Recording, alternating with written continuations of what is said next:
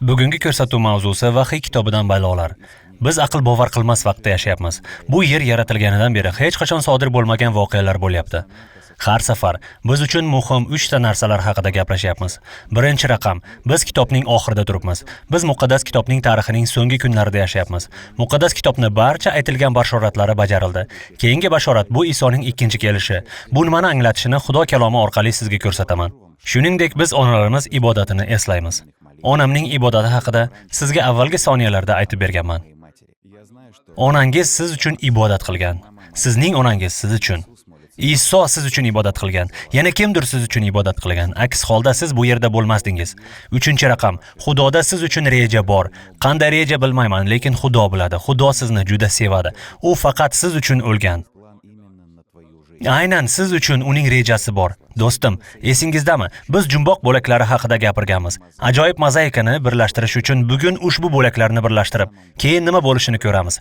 Biroq biz har doim yangi mavzuni boshlashdan oldin aytgan eng muhim narsalarimizni eslaysizmi? Hamma Iso haqida, hammasi Iso haqida. Bu men yoki siz haqingizda emas, butun dunyo siyosatchilari haqida emas, mamlakatlar yoki hukumatlar haqida emas. Bu Iso haqida. Hammasi unga bog'liq. Agar Iso tirik bo'lmaganida, agar Isroildagi qabr bo'sh bo'lmaganida edi, men bu yerda bo'lmasdim. Siz ham bu yil bo'lmasangiz kerak. Chunki biz Isoning ikkinchi kelishiga ishonamiz. Demak, jumboq bo'laklarini birga yig'amiz. Xudo shohligi yagona yangi dunyo tartibi bo'lib, u abadiy davom etadi. Bashoratli alomatlar aytishicha, Xudo shohligi yaqinda keladi. Asosiy jangning natijasi Armagedon, Isoning qaytishi bilan keladi. Buyuk jangning ikkinchi bosqichi 1000 yillikning oxirida bo'lib o'tadi. Keyinchalik biz 1000 yillik shohlikning so'nggi davr haqida gaplashib o'tamiz. Agar avvalgi ko'rsatuvlarni o'tkazib yuborgan bo'lsangiz, videoni ko'rishni tavsiya qilaman. Chunki siz unda juda ko'p muhim ma'lumotlarni topasiz. Biz ushbu mavzuning birinchi qismida maxluqning belgisi va uning 9 xususiyatlari haqida gaplashdik. Ajdaho maxluqqa o'z kuchini berdi. Ajdaho maxluqqa taxtini berdi. U azizlarga qarshi urush olib boradi. Esingizdami? Gap quvg'in haqida bormoqda. U halokatli jarohat oladi, halokatli yara sog'ayadi. Dunyo maxluq harakatlaridan hayratda qoladi. Hayvon kufrona so'zlar gapiradi. Hamma hayvonga ta'zim qiladi. Zamon va qonunlarni o'zgartirishga urinadi. Esingizdami? Biz ajdaho kimligini u haqida gaplashganmiz. Lutsifer, shayton, hayvon bu dunyo kuchi va u nafaqat siyosiy, balki sajdani qabul qiluvchi diniy kuch bo'ladi. Vahiy 13-bobda bu haqida ochiq aytadi, lekin bu mavzuga keyinroq qaytamiz. Avval siz uchun ibodat qilmoqchiman.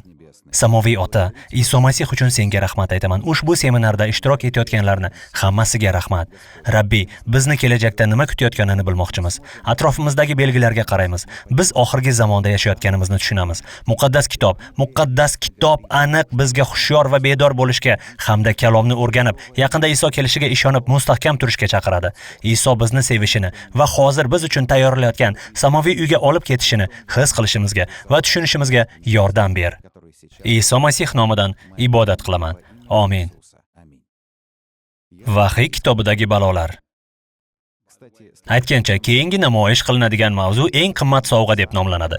Eng qimmat sovg'a. Barcha belgilarga qarab, soat strelkalarini orqaga qaytarib sodir bo'lgan hamma narsani ko'rish uchun so'nggi 20 yil voqealarini ko'ramiz. Do'stlar, biz shunday zamonda yashayapmizki, oldin bunday kunlar bo'lmagan. Yer yuzida aql bovar qilmas narsalarni ko'ryapmiz. Mindoro isyonchilari. Men u yerda birinchi marta taxminan 3 yil oldin bo'lganman. Biz orollarda avval ham turli loyihalar bo'yicha har xil vaqtlar bo'lganimiz. O'sha yerda Jahon Adventistlar radiosi ham bor. Biz zigzag degan joydan o'tdik. Qachonki yo'ldan ketayotgan paytda zigzagga yaqinlashib borayotganingizda, siz deyarli butunlay to'xtashingiz kerak. Chunki o'sha yerda qaysi tomonga, chapga yoki o'ngga yurishga qarab tik burilish bor. Shuningdek, bu joy o'lim maydoni deb ham ataladi. U yerda nima bo'ladi? Isyonchilar Filippindagi Mindor orolidagi tog'larni taxminan 48 yildan beri nazorat qiladi. Ular tog'ning tepasida o'tirib harbiylarga o'q otib ularni o'ldiradi. Bu narsa qachonki ular zigzag yo'liga kirganda, yuk mashinalarini to'xtatganda sodir bo'ladi. Qachonki biz harbiylar lagerga kelganimizda, bosh general bizga odamlarni yo'qotishdan charchaganini, har safar isyonchilar ularga qarata o'q otib o'ldirishini aytdi. Oxirgi 50 yil davomida o'sha yerda taxminan 30 mingdan ortiq kishi o'ldirilgan. Aql bovar qilmaydi. Ushbu taqdimot oxirida bu hikoyani davomini aytib beraman. Mindoro isyonchilari bilan nimalar bo'layotgani haqidagi kichik video klipni ko'rganingizda hayron qolasiz. Biz ajoyib vaqtda yashayapmiz. Biz majarolar, urushlar va ofatlarga guvoh bo'lyapmiz. Bularning barchasi Iso yaqinda kelishini bildiradi. Bir yigit bu dunyoning oxiri deb yozilgan rasmni hammaga ochiqchasiga fosh qilgan. Dunyoning oxiri yaqinlashmoqda. Xo'sh, ehtimol boshqalar iymoniga qaraganda haqiqatga biz ancha yaqindirmiz. O'shanda qayerda bo'lganingizni eslaysizmi? Men yaxshi eslayman. Men xotinim Keti qayerdaligini bilaman. O'zim qayerdaligimni eslayman. Men Portlandda, shahardan uzoq bo'lmagan Oregon shtatida edim. Men mashinaga o'tirib ishga bormoqchi edim. Keyin men radioni yoqdim. Men quloqimga ishona olmadim. 11-sentyabr. Bu 20 yil oldin, 2001-yilda sodir bo'lgan. Ishonish qiyin bo'lgan narsa yuz berdi. Biz savol berib, keyin nima bo'ladi dedik. Keyin nima bo'ladi? Endi aynan bu haftada mening mamlakatim Amerikada, Oregon shtatlaridan birida qonuniylashtirishdi. Siz tasavvur qila olasizmi? Ular giyohvand moddalarni, geroin va kokainni qonuniylashtirishdi. Eslashimda bir necha yil oldin, ancha avvalroq Braziliyadan uncha uzoq bo'lmagan Peruda, Amazonka daryosini yaqinida edim. Daryodan pastga tushayotib harbiy kemalarni ko'rdik. Ular narkotiklarga qarshi kurash xizmatining kemalari edi. Ular Peru, Braziliya harbiylari va AQShning harbiylari edi. Va ular giyohvand bilan shug'ullanadiganlarni qidirib, Shimoliy Venesueladan, Kolumbiya va shimolidagi boshqa mamlakatlarga borishgan. Giyohvand sotuvchilarni qidirishgan. Dahshatli narsalar sodir bo'lib, juda ko'p odamlar vafot etgan. O'ylab ko'ring, kokain va geroin bilan urush. To'satdan davlat bulardan foydalanish taqiqlanmaydi degan qonun qabul qildi. Endi bunday muammo yo'q. Ammo buning barchasi ko'pchilik hayotini buzadi. Giyohvandlik kambag'allarga hamda ana shu ilmoqqa ilinib, uning qurboni bo'lib, dahshatda yashaydiganlar hayotiga qanday zarar keltirishini yaxshi bilamiz. Endi bu qonuniy. Siz giyohli foydalanish huquqiga egasiz. Bu aqlga sig'maydigan voqealar bo'lib, Isoni yana kelishining belgilaridir. Balki siz eslarsiz, 2012-yilda Mayya kalendarini topilib, unda 2012-yil oxirida aniq sana bu yakunlangan deb ataladi. Shuning uchun odamlar 2012-yil oxir zamon bo'ladi deb o'ylashdi. Odamlar hayron bo'lib, qadimgi kalendar haqiqatan ham kelajakni bashorat qiladimi degan savolni berishdi. Demak, 21-dekabr 2012-yilda oxir zamon kelishi kerak edi. Lekin ko'p yillar o'tdi. Biroq biz bormiz. 8-9 yil o'tishiga qaramay, dunyo hali ham mavjud. Kimdir bunday tushuncha bilan chiqdi. Bu kulgili. Mayya kalendaridagi mana bu toshga qarang. Unda turli raqam va belgilar bor. Bir yigit boshqasidan so'radi. Xo'sh, hammasi 2012-yilda tugaydimi? U esa bu toshda boshqa bo'sh joy qolmadi deb javob berdi. Bo'sh joyi yo'q. Yozish uchun hech narsa yo'q. Demak, unda hammasi tugash kerak ekanda. Xo'sh, endi biz Mayya kalendarining sirrini bilamiz. Oxir zamon kelmadi, lekin bir kun dunyoning oxiri albatta keladi. Chunki Xudo o'z kalomida bo'lgan muqaddas kitobda bu haqida aytdi. Biz ushbu kitob sahifalarini ochamiz, chunki bu kitob biz haqiqatni topa oladigan yagona manbadir. Men ko'p marta bu qoida haqida gapirganman. Agar bu haqida muqaddas kitobda yozilgan bo'lsa, men bunga ishonaman. Agar u muqaddas kitobda bo'lmasa, bu men uchun emas. Eslasangiz, Kemi ham shu gaplarni aytgan. Agar u muqaddas kitobda yozilgan bo'lsa, men bunga ishonaman. Agar u muqaddas kitobga mos kelmasa, bu men uchun emas. Ikkalasi ham rost. Agar u muqaddas kitobga mos kelmasa yoki u muqaddas kitobda bo'lmasa, bu men uchun emas. Iso yaqinda keladi. Bu keyingi katta voqea. Eslasangiz, Masihning ikkinchi kelishi haqida boshida gapirgandim. Iso yana keladi. Matto xushxabari 24-bobda Isoning so'zlari yozilgan. Shogirdlar Quddusdan uzoq bo'lmagan Zaytun tog'ida u bilan birga bo'lgan. Kedron vodiysi orqali pastga tushib, Zaytun tog'iga borishingiz mumkin. Ular o'sha yerda o'tirib, Quddusga qarab shunday deyishdi. Bizga aytchi. Shogirdlar Isoga. Bizlarga aytingchi. Bu hodisalar qachon yuz beradi? Sizning kelishingizni va oxir zamon yaqinlashganini nimadan bilsa bo'ladi? Masihning ikkinchi bor kelishi yangi ahdda 331 marta ko'rsatilgan. Muqaddas kitobda 1500 marta. Muqaddas kitobdagi har 25-oyat oxir zamon. Isoning kelishi va u hozir biz uchun nima qilayotgani haqida aytadi. Bu juda muhim bo'lishi kerak, to'g'rimi? Xudo hech qanday voqea bizni hayratda qoldirmasligini xohlaydi. U Iso tez orada qaytib kelishini bilishimizni istaydi. U bizga buning birini muqaddas kitob sahifalaridan bilib olishimizni aytmoqda. Yuhanna 14:1-2. Iso bizga doim tasalli beradi. Hatto doimiy stress vaqtida ham, atrofimizda sodir bo'ladigan hamma narsada ehtimol hayotingizda hozir qulamoqda, lekin siz hech qanday umid yo'q deb o'ylaysiz. Yuhanna 14:1-2 ni o'qing. Yuragingiz siqilmasin. Xudoga ishoning. Menga ham ishoning. Otamning uyida maskan ko'p. Shunday bo'lmaganda edi, sizlarga bularni aytib o'tirmagan bo'lardim. Men sizlarga joy tayyorlagani ketyapman. Men borib sizlarga joy tayyorlayman-u. Sizlarni o'zim bilan olib ketgani kelaman. Toki men bo'lgan joyda sizlar ham bo'linglar. Iso bizga joy tayyorlash uchun ketgan. Iso yerda bo'lganidan tortib hozirgacha shogirdlarga, bizga hamda unga ishongan hammaga gapirib kelmoqda. U bizga joy tayyorlash uchun jo'nab ketdi. U samoviy uyda joy tayyorlab kelmoqda. U shunday dedi: Qo'rqmang. Yuragingiz siqilmasin. Matto 24:36. Isoni Zaytun tog'ida aytgan so'zlariga qaytsak, o'sha kun va soat haqida otamdan boshqa hech kim bilmaydi. O'g'il ham, osmondagi farishtalar ham bilmaydilar. Bugun ertalab mobil telefonimni yoqqanimda dunyoning oxiri haqida bashoratlarni ko'rdim. Qoyil, o'ylanib qoldim. Qiziq. Muqaddas kitobda qachon sodir bo'lishi haqida hech kim bilmaydi deyilgan. Belgilarni bilishimiz mumkin. Bu voqea yaqinligini bilamiz. Biz buni ko'ryapmiz. Ammo Isoning so'zlari bo'yicha biz aniq kun va soatini bilmaymiz. U soxta masihlar, yolg'on ta'limotlari bilan kelishi haqida ogohlantirgan. Ha, bu haqiqatdir. Atrofimizda soxta masihlar ko'p. Matto 24-bob 11 va 24-oyatlar. Ko'p soxta payg'ambarlar paydo bo'ladi. Ular ko'plarni yo'ldan uradi. Chunki soxta masihlar va soxta payg'ambarlar paydo bo'lib, yo'ldan ozirish uchun buyuk alomat va mo'jizalar ko'rsatadi. Buni tasavvur qila olasizmi? Buyuk voqealar bo'ladi. Aldanib qolmang. Mana nima uchun siz bizni har bir dasturimizni tomosha qilishingiz kerak. Biz sizga nima bo'lishini muqaddas kitob asosida ko'rsatamiz. Unutmang, agar u muqaddas kitobda yozilgan bo'lsa, bunga ishonaman. Agar u muqaddas kitobda bo'lmasa, bu men uchun emas. Muqaddas kitobda yozilganlarga, Xudo so'ziga ishoning. Faqat muqaddas kitobga yopishib oling. Bir kuni hikoya o'qidim. Yevropada 2-jahon urushi bo'layotgandi. U yerda bir cho'pon yashagan. U o'zining jamoa a'zolaridan birinikida mehmonda bo'ldi. Mezbon keksa yolg'iz odam bo'lgan. Cho'pon unga muqaddas kitobni o'qib berdi. Qachon cho'pon unikiga kelganda, u har doim muqaddas kitobdan o'qib berardi.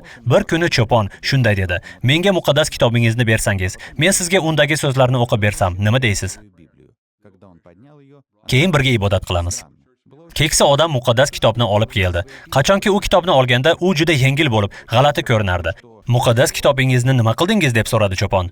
"Oh", dedi chol, "siz dunyoda bo'lgan to'fonga ishonish qiyin dedingiz. Shuning uchun men o'sha varaqlarni yirtib tashladim. Dunyoning yaratilishi haqida hikoyaga ishonish qiyin dedingiz. Shunda siz yana payg'ambarlarga ishonish qiyin dedingiz. Shuning uchun o'sha varaqlarni ham yirtib tashladim. Siz menga ishonish qiyin dedingiz." Va hokazo va hokazo. Mana, menda shular qoldi, dedi o'sha odam. Do'stim, muqaddas yozuvda yozilgan hamma narsa Xudo boshqaruvi bilan yozilgan. Muqaddas kitobda yozilganlar Xudo so'zi ekanligiga doim ishonch hosil qilishimiz kerak. Agar u muqaddas kitobda yozilgan bo'lsa, bunga ishonaman. Agar u muqaddas kitobda bo'lmasa, bu men uchun emas. Shunday qilib Iso bizga soxta masihiy va payg'ambarlar bo'ladi deb aytgan. Xo'sh, biz dunyoda nima bo'layotganini ko'ryapmiz. Vahiy 13:3. Shunda butun jahon hayratda qolib, maxluqqa ergashadi. Maxluq siyosiy kuch ekanligini biz o'tgan soniyada gapirganimizda esingizdami? Siyosiy va diniy hokimiyat. Maxluqqa, ya'ni soxta payg'ambarga sajda qiladiganlar. Vahiy 13:13-14.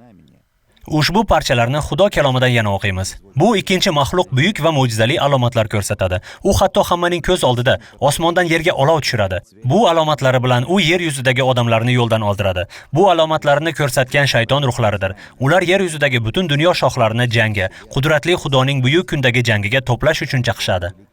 Dunyoda aql bovar qilmaydigan narsalar sodir bo'lmoqda. Olimlarning aytishicha, faqat Amerikada o'zida 1000 dan ortiq sehr jodular bor.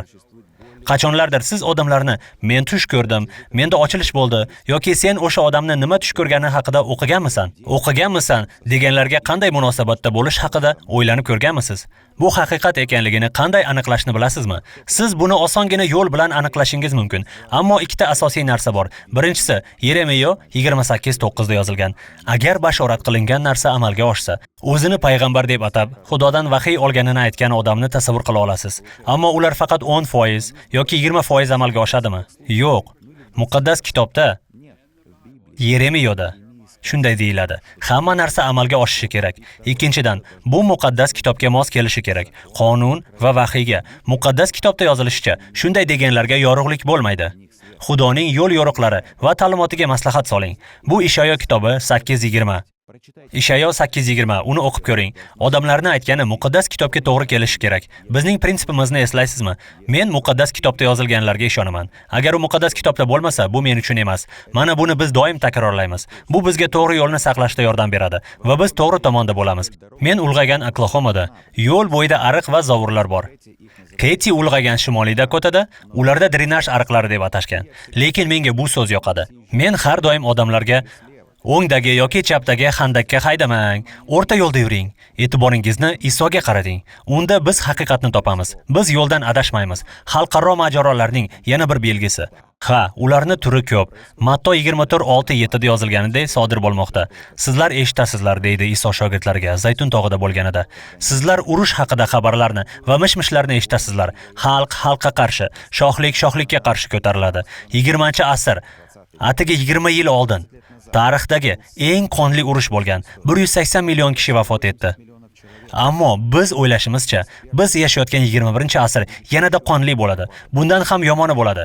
Bizni nima kutmoqda? 11-sentyabr voqeasidan keyin nima bo'lganini bilamiz. Islomiy terror guruh IGIL, g'aroyib voqealar. Shunga o'xshash voqealar bo'lmoqda va yana davom etadi. Vahiy 16-bob 14-oyat. Bular jinlar bo'lib, mo'jizaviy alomatlar ko'rsata olardi. Ular qodir Xudoning ulug' kunida bo'ladigan jangga barcha jahon shohlarini to'plagani boradilar. Ba'zilari buni Armagedon jangi deb aytadi. Bu haqda bir ozdan so'ng gaplashamiz. Vahiy 16:16 da gap aynan o'sha jang haqida yozilgan, Armagedon jangi. Biroq bu urush butun dunyoni qamrab oladi va Mahiddo vodiysidagi mahalliy jang emas. Yaqinda biz Nosiraga bordik. Men bilan birga do'stlarim Visom Ali, Katy va Kemi bor edi. Biz Nosirani tashqarisidagi tepalikda bo'ldik. Men Visomga aytdim, undan so'radim, chunki u o'sha yerda. U yerda yashardi. U bizning cho'ponlarimizdan biri. Keyinroq u haqida ba'zi hikoyalarni aytib beraman. Men Visom bu Megidonmi dedim. Ha, bu to'g'ri. Men tushunarli, demak Megidonni boshqa tomonida Karmel tog'i bor ekanda. O'sha yerda Ilyos. Ha, men so'radim. Yangi jang aynan shu yerda. Ular aytganidek Armagedon jangi bo'ladimi? Yo'q, Armagedon jangi bu global miqyosdagi jang. U Isroilni bu kichik vodiysida sodir bo'lmaydi. Bu tez orada sodir bo'ladi. Muqaddas kitobda yozilganlarni unutmang. Bu muqaddas kitobda yozilgan bo'lsa, unga ishonaman. Agar u muqaddas kitobda bo'lmasa, bu men uchun emas. 3-jahon urushi o'sha vaqt dahshatli bo'ladi va u yaqinlashmoqda. Urush bu ulkan biznes dunyosi. Harbiy amaliyotlar o'tkazish uchun har yili trillionlab dollar sarflanadi. Bunga aql bovar qilmaydi. Bu har doim takrorlanib kelmoqda. Kongodagi mojarolar haqida gapirib bermoqchiman. Keling Kongoga yo'l olamiz. Biz u yerda taxminan 10 yil yashadik. O'shanda mamlakat Zair deb nomlangan. Ma'lumotlarga qaraganda 10 yil ichida 5 millionga yaqin odam halok bo'lgan. Ba'zi xabarlarga ko'ra, bu raqam 10 million bo'lishi mumkin. Bu doimiy urushlar, kasallik va ocharchiliklar. Mojarolarning aksariyati 2-jahon urushidan beri sodir bo'lmoqda. Kinshasa bu poytaxt. Har oyda urush, kasallik va to'yib ovqatlanmaslik kongoliklarning 45 ming aholisini gumanitar inqirozning bir qismi sifatida yo'q qilyapti. Bu mojaro oqibatidan paydo bo'lib, natijada 10 yil ichida deyarli 5.4 million odam vafot etdi. Hisobotlardan birida aytilishicha, bu 10 milliondan ortiq odam. Aytgancha, Adventistlar jahon radiosi aynan Kinshasa shahrida yangi radiostansiya qurganini bilasizmi? Bu fransuz tilida so'zlashadigan eng yirik shahar. Bu munozarali masala bo'lsa-da, albatta Parij yoki Kinshasa dunyodagi eng yirik fransuz tilida so'zlashuvchi shahar. Jahon Adventistlari radiosi bu ulkan megapolisda endi tunu kun dam olmasdan efirga uzatilmoqda. Asosiy til fransuz tili, yana biri lingala, ammo fransuz tili rasmiy til bo'lib hisoblanadi. Kongoda oxirgi 10 yil ichida yo'qotishlar Daniya yoki Kolorado shtatining aholisiga tengdir. Bu qo'rqinchli va achinarlidir. Birinchi Salonikaliklarga 5:3 homilador ayolning to'lg'oq og'riqlari kutilmaganda kelganiday, odamlar hammasi tinch osoyishta deb yurganlarida birdaniga boshlariga halokat tushadi. Ular qochib qutula olmaydilar. Birlashgan Millatlar Tashkiloti diplomatlaridan biri shunday degan. Biz tinchlikda yashashga juda ko'p harakat qildik, lekin unga ega bo'lmadik. Buni iloji bo'lmadi. Hech bir dunyo kuchi yoki hukumatı bunga erisha olmadi, lekin bunga urinishlar bo'ldi. Barchani birlashtirishga harakat qiladi. Esingizda bo'lsa, biz bu haqda birinchi dasturda aytganmiz. Agar siz hali ko'rmagan bo'lsangiz, uni albatta ko'ring. Birlashishga harakat qilishadi, lekin yagona dunyo qudrati bo'lmaydi. Xudoning rejasi bor. Oxir-oqibat qachonki u ikkinchi marta kelganda, u buni amalga oshiradi. Matto 24:7. Xalq xalqqa qarshi, shohlik shohlikka qarshi ko'tariladi. Ayrim joylarda qahatchilik va zilzilalar bo'ladi. Iso shunday degan. Biz bilamizki, siz bu xabarni o'z mobil telefoningizda Google'dan tekshirishingiz mumkin. Hozirgi paytda dunyo bo'ylab 38 million odamlar SPID bilan kasallangan. BMT deydiki, Afrikadagi o'smirlarning yarmi SPIDdan halok bo'lyapti. Bugungi kunda Afrika 10 milliondan ortiq bolalar yetim qolgan, chunki ularning ota-onalari SPIDdan vafot etgan. Bizni Viktoriya ko'li yaqinida yashaydigan do'stlarimiz bor. Ular biz bilan missionerlik safariga borib, xuddi shunga o'xshagan dasturlarni o'tkazgan. Ular atrofdagi yugurib yurgan o'sha ota-onasiz yetim bolalarga shunchalik bog'lanib qolishdiki, ular kichik uylar qurishni boshlab, o'sha yetim bolalarni boqish uchun sabzavot yetishtirish bilan shug'ullanishdi. Ularga g'amxo'rlik qilish ajoyib edi. Butun jahon Adventistlar radiosi shunday ishlar bilan shug'ullanib, shunday loyihalarni tashkil qilamiz. Epidemiyalar tarixiga nazar tashlasak, tarixdagi eng dahshatli voqea, ehtimol bu qora o'lim, vaboning eng og'ir holati deb hisoblash mumkin.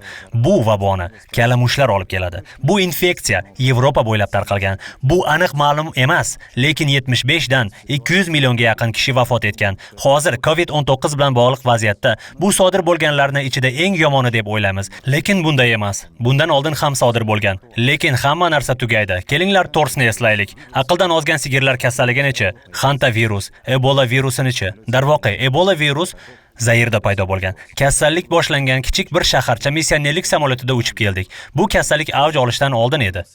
Ba'zi ma'lumotlarga ko'ra, kimdir och qolganligi sababli yashil maymunlarni ushlab, o'ldirib, yegandan paydo bo'lgan degan ehtimollar bor. Shunday qilib Ebola virus kasali sodir bo'lgan. Keyin qush grippi H1N1 paydo bo'lgan. Keyin g'arbiy Nil virusi H5N1 va endi COVID-19. Covid hamma joyda Covid. Xullas shunday davom etadi. Iso yaqinda keladi. Ushbu belgilar, epidemiyalar Iso kelishidan oldingi belgilar ekanligini uni o'zi aytgan. Dr. John Stanford juda boy odam. U ko'plab klinikalarga ega bo'lib, ko'plagan rivojlanish tadqiqotlarini o'tkazgan. Bu tadqiqotlardan so'ng u genetik entropiya haqida bayonot berdi. U shunday dedi: "Genetik jihatdan hammamiz pastga qarab yuryapmiz. Hozir hamma umuman boshqacha gapiradi. Odamlar da'vo qilib, atrofdagi hamma narsa tobora yaxshilanmoqda. Ha, biz abadiy yashaymiz va hokazo demoqchi. Lekin yo'q, ilm-fan buning aksini tasdiqlaydi." Aytgancha, Dr. Stanford qachonki uzoq vaqt genetik tadqiqotlar bilan shug'ullangandan so'ng u masixiy bo'ldi. Genetik jihatdan biz hammamiz pastga, juda tezlikda genetik falokatga ketyapmiz. Qachonki bu sodir bo'lganda insoniyatning mavjudligi to'xtaydi, lekin muqaddas kitob boshqacha aytadi.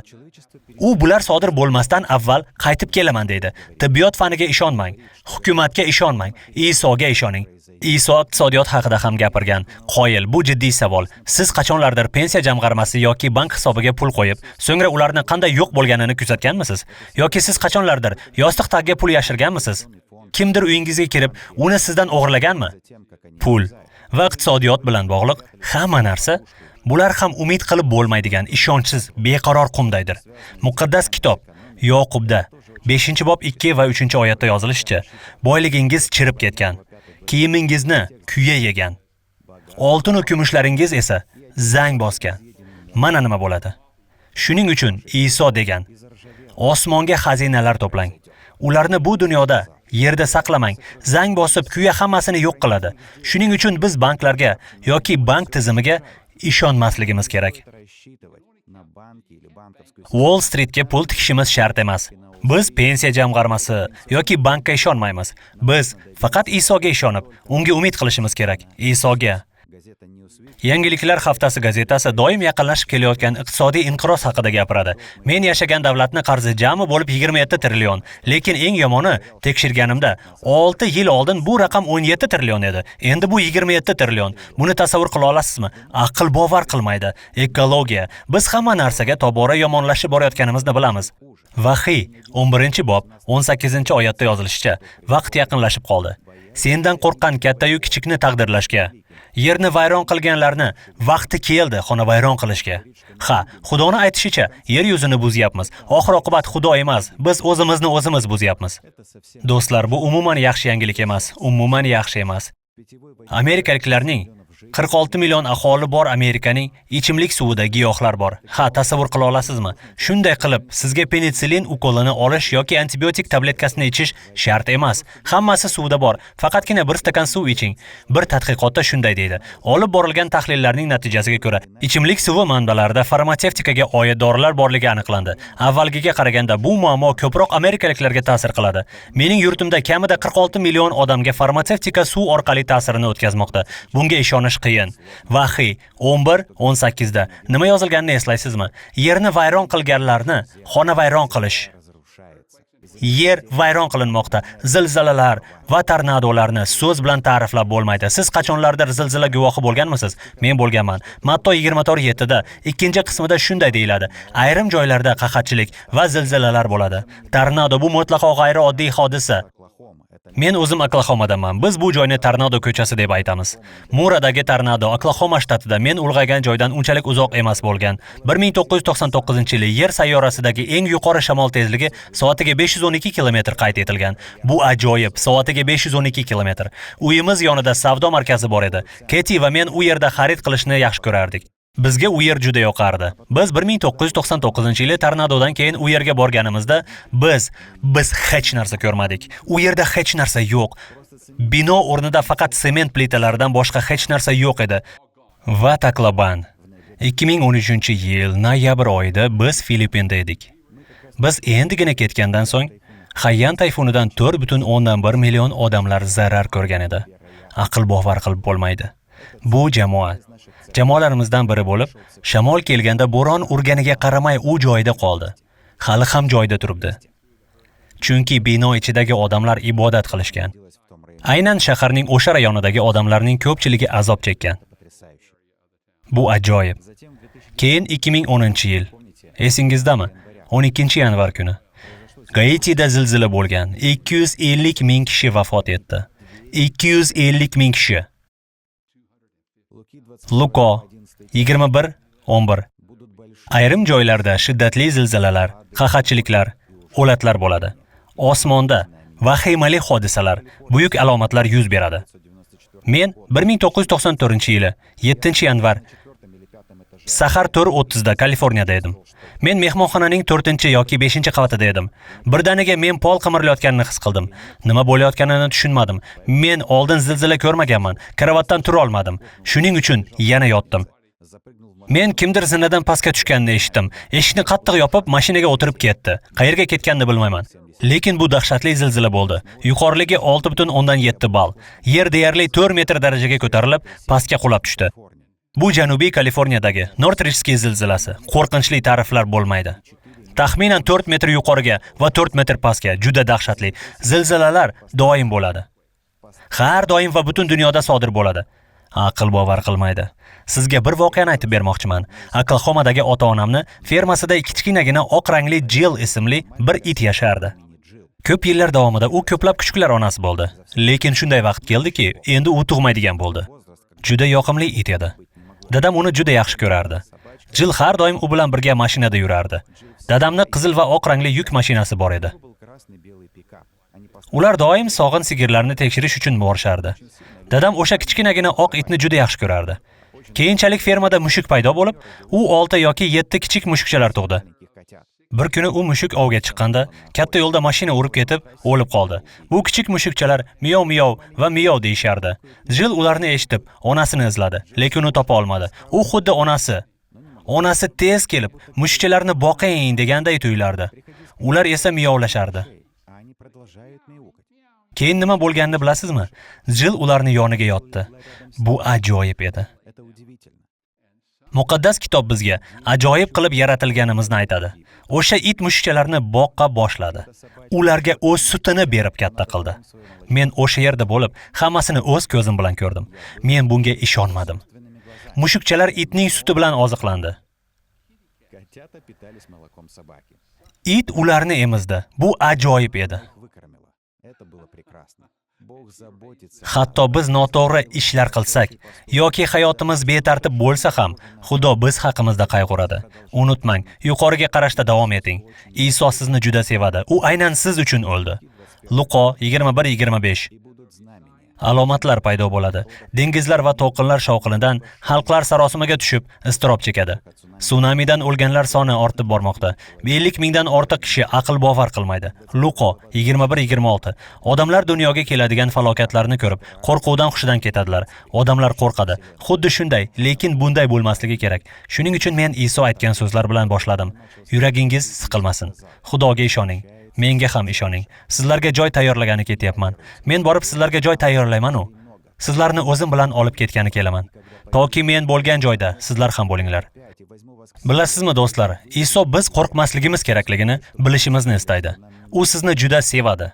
Matto 24:37. Iso Nuh payg'ambarlar davrida qanday bo'lgan bo'lsa, inson o'g'li kelishida ham shunday bo'ladi deydi. Oxir zamonni kutgan o'sha odamlarni eslaysizmi? Aslida ular faqat 8 ta. Nuh va uning oilasi bo'lgan. Ular kema qurishdi. Boshqalar esa ular ustidan kulishdi. Faqatgina qachon ular kemaga kelganda, yomg'ir yog'a boshlaganda, qolganlar kech bo'lganini tushunishdi. Biz kechikishni xohlamaymiz. Kechga qolmang. Xudo so'zini o'qing. Muqaddas kitobga ishoning. Qachonki Xudo nimadir deganda, biz unga ishonishimiz kerak. Lekin har bir eshitgan ovozga ishonmaslik kerak. Aqlga sig'maydigan ajralishlar soni haqida nima deyish mumkin? Avval 1900-yillarda odamlar shuncha ko'p ajrashmagan. Bu 12 ta nikohdan biri bo'lishi mumkin edi. Ammo bugungi kunda har ikkinchi nikoh ajralish bilan tugamoqda. Nima bo'layotganini odamni o'ylantiradi.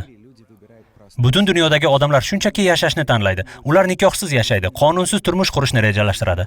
Agar ular bir-biri bilan yoqtirib qolsalar, osongina ajralib ketishadi. Butun dunyoda bunday munosabatlar tabiiy holat hisoblanadi.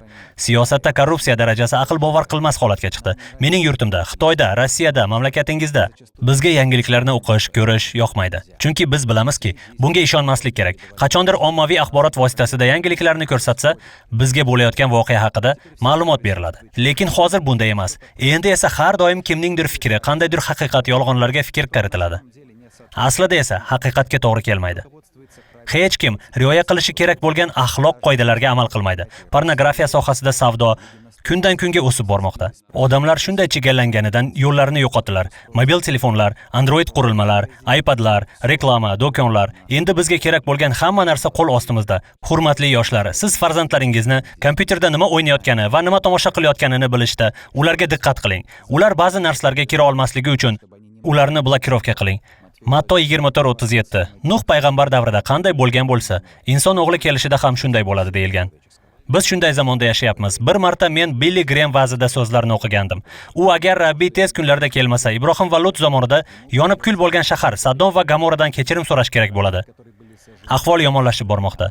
Bu belgilarni barchasi Isoning kelishini yaqinligini bildiradi. Zo'ravonlik, vahshiylik va tartibsizlik bu bizning mamlakatda va butun dunyoda sodir bo'lmoqda. Biz buni yangiliklarda ko'rib, qanday qilib odamlar bu qadar yovuz bo'lishi mumkin deymiz. Amerikada har yili 10 million zo'ravonlik jinoyati sodir etiladi. Bunga aql bovar qilmaydi. 2 Timotiy 3:1. Shuni bilginki, oxirgi kunlarda og'ir vaqtlar keladi. Yomon vaqtlar, qo'rqinchli kunlar kelmoqda. Matto 24:14. Shunday deydi. Osmon shohligi to'g'risidagi xushxabar. Bu eng yaxshi va oxirgi mo'jiza. Osmon shohligi to'g'risidagi xushxabar butun dunyo bo'ylab va'z qilinadi. Bundagi eng yaxshi narsa, o'ylaymanki bu sizga yoqadi. Butun dunyo bo'ylab va'z qilinadi. Hamma xalqlar uni eshitadi. Shundagina oxir zamon keladi. Ehtimol siz bilarsiz. Muqaddas kitobdagi eng mashhur oyatni. Aminmanki bilasiz. Zero Xudo olamni shunchalik sevdiki, o'zining yagona o'g'lini berdi, toki unga ishonganlardan birontasi halok bo'lmasin, balki abadiy hayotga ega bo'lsin. Xudo bu dunyoni sevadi. Iso dedi, osmon shohligi to'g'risidagi xushxabar butun dunyo bo'ylab va'z qilinadi. Butun dunyo bo'ylab. Shunday qilib, bu xushxabar butun dunyoda to'liq yetkazilganda, hamma Iso haqida eshitganda, tanlov qilish imkoniyatiga ega bo'ladi. Hamma Iso haqida eshitganda oxir zamon bo'ladi. Ba'zi bir ayrim ajoyib hikoya voqealarni aytib berishga ijozat bering. Yuzlab va minglab odamlar suvga cho'mmoqda. Bu dunyoning turli qismlarida taxminan har kuni 4000 kishi degani. Bu ajoyibdir. Keling, endi Mindoro isyonchilariga qaytaylik. Mindoro isyonchilari bo'lgan joyda Jahon Adventistlar radiosi efirga chiqdi. Deyarli 3,5 yil oldin biz odamlar bilan ishlashni boshladik. Hozirgi paytda 10 ming kishi suvda iymon keltirdi. Ulardan 1200 tadan ko'pi esa isyonchilar va ularning oilalari. Ular tog'larda yashaydi. Lekin mojaro davom etmoqda. Ular kommunistlar, ular Filippindagi hukumatni o'zgarishini xohlashadi. Bu taxminan 48 yildan beri davom etmoqda. 30 ming kishi vafot etdi. Lekin Adventistlar jahon radiosi eshittirishni boshlaganda odamlarning hayoti o'zgardi. Biz u yerda bo'lib va odamlarni suvga cho'mdirdik. Men shaxsan o'sha 1200 isyonchilarni ba'zilarini suvga cho'mdirdim. Ular qotil va yaxshi odamlar emas. Ular AK-47 qurolini olib yurishadi. Odamlarga o'q otadi. Bu dahshatli. So'nggi 48 yil ichida 30 ming kishi. Hozirni o'zida sizga bitta videoni ko'rsatmoqchiman. Keling ko'ramiz. Siz hayratda qolasiz. Jahon adventistlari radio eshittirishi. Xush xabar yetib borishi qiyin bo'lgan odamlarga Xudoning oxir zamon haqidagi xabarini o'z ona tilida e'lon qiladi.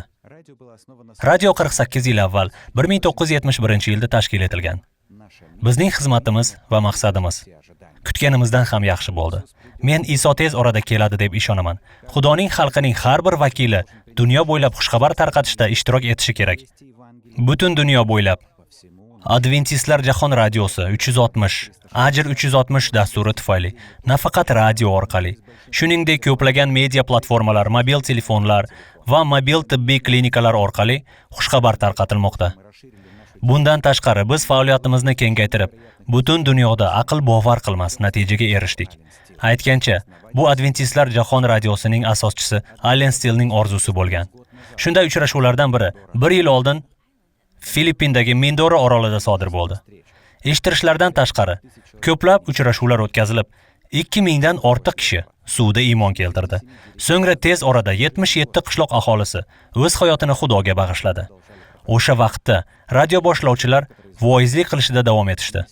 Ammo keyin ba'zi yangi tinglovchilar kutilmaganda Robert Delay ismli boshlovchimizdan biriga tashrif buyurdi. Bir kuni u velosipedda uyga qaytayotgan bo'lganida eshik oldida 4 ta begona ko'rdi. Ular unga isyonkor ekanliklarini aytishdi. 1969-yili 29-mart kuni yangi xalq armiyasi tuzildi. Qurollangan odamlar asta-sekin mamlakatga kirib kelishdi.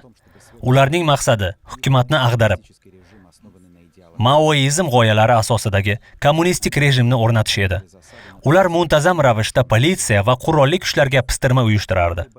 Bu erkak va ayollar shafqatsizligi tufayli qo'rqishga arziydimi?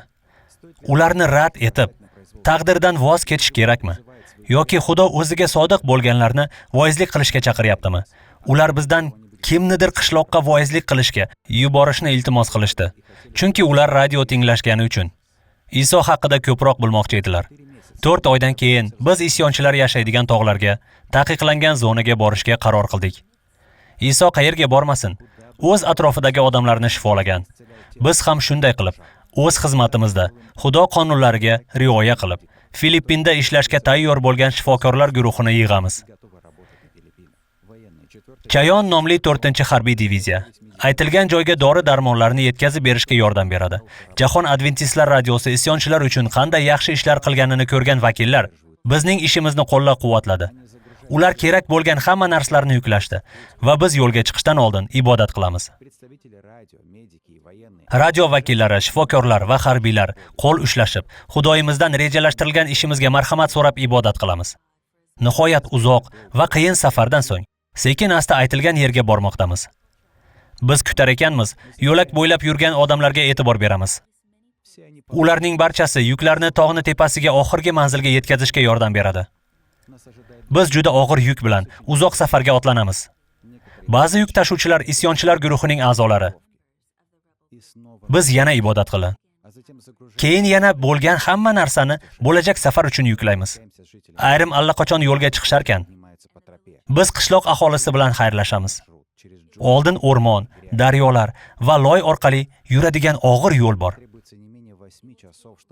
Ba'zida qishloqqa yetib olish uchun kamida 8 soat yurish kerak bo'ladi. Boshqalarga esa tun bo'yi yurish kerak bo'ladi. Keyingi kun ertalab tog'ni tepasiga olib chiqib qo'yadigan vertolyotga o'tiramiz. Xudoni ajoyib ishlari va jang qilishga tayyor bo'lgan askarlar bilan yuzma-yuz uchrashmoqchi bo'lgan isyonkorlar yuragida yo'l ochayotganini haqida o'ylab xursand bo'laman. Vertolyot to'xtaganda qarshimizda to'plangan olomonga qarayman. Ularni yuzini tabassum yoritadi. Bizni yaxshi kutib olib, keyingi yo'lga kuzatishdi. Xudoning nazarida qimmatbaho bo'lgan bu odamlarni yashaganini ko'rish ajoyibdir. So'ngra men radioni birinchi bo'lib tinglashni boshlagan Efron bilan suhbat qildim. Men har doim chekkada yashaganman. Men ko'p yomon ish qildim. Ular haqida gapirishni xohlamasdim. Lekin bir kuni radioni tinglayotganimda bir ajoyib narsa haqida eshitdim. Bu salomatlik mavzusidagi radio dastur ekan. Tinglab shuni bildimki, bu odamlar ko'pchilikka sog'liq haqida muammoni yechish yordami qilishar ekan. Shuningdek, So'z o'z hayotini boshqarishga bag'ishlab, o'zi haqida o'ylamagan asosiy shifokor haqida bordi. Bu so'z uning e'tiborini tortdi va unda buni boshqalar bilan baham ko'rish istagi paydo bo'ldi. Keyin u bu sevgi xabari bilan bo'lishadigan odamlar kim ekan deb o'ylanib qoldi. U buni o'zi aniqlash kerakligini bilardi. Ko'proq bilishni xohladim. Shuning uchun men ushbu dastur boshlovchisini topdim. Uni tog'ning tepasiga olib kelish uchun otryadimdagi do'stlarimni yubordim. Ular avval bu yo'lda yurganda boshqalarni mayib qilib, jarohatlashgan. Lekin bu safar hammasi boshqacha edi. Do'stlarim undan iltimos qilib, biz turgan joyga kelib, voizlik qilishni so'rashdi.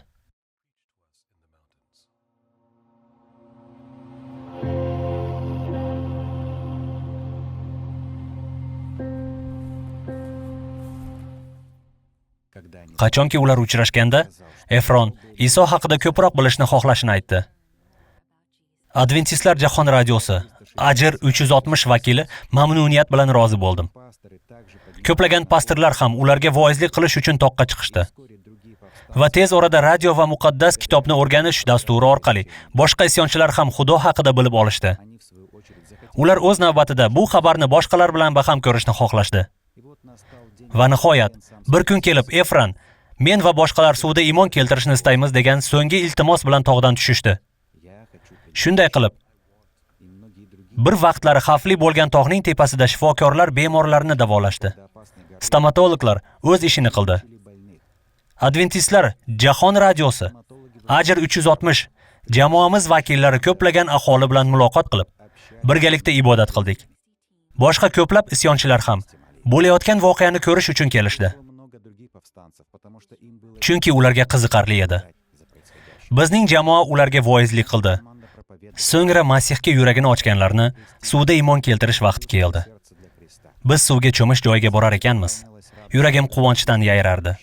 Pastor Makki 5 isyonchi general va 60 boshqa askarlarni suvga cho'mdirganini nazorat qilib turganimizda, biz bilan birga butun osmon xursand bo'lganiga ishonaman.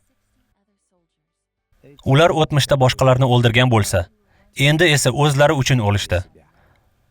Ular yer yuzidagi qurollarini qo'yib, ularni samoviy mukofotga almashtirishdi. Bunday voqeaga guvoh bo'lish haqiqatan ham mo'jiza edi. Yer yuzidagi eng xavfli joylardan birida chanqagan yuragi Isoning inoyati va kechirimi bilan to'lishi uchun Jahon Adventistlari radiosi kalom bilan oldinga jasurona qadam qo'ydi. Odamlar hayoti abadiylik uchun o'zgardi va ko'plari abadiy osmondagi yangi umidga va hayotga ega bo'ldi. Bu faqat boshlanishi.